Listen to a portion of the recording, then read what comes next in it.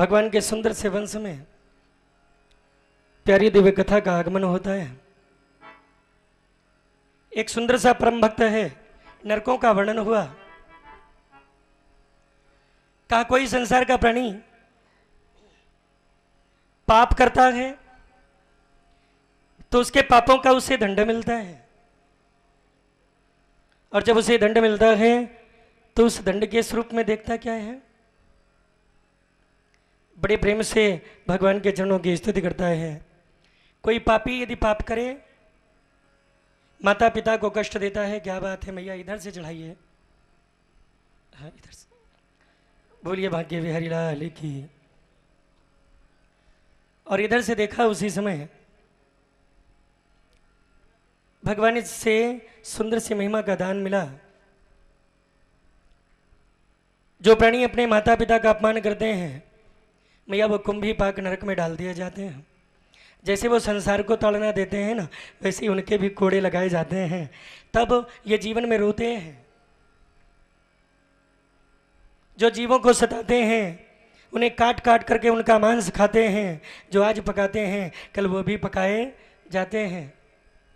तो कहते क्या है, भगवान भी कहता है तब तो खायो पराये मांस, अब गए रोए बड़े बड़े आजा।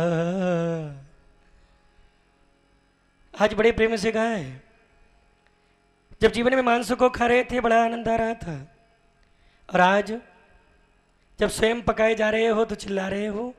कहा यही जीवन है।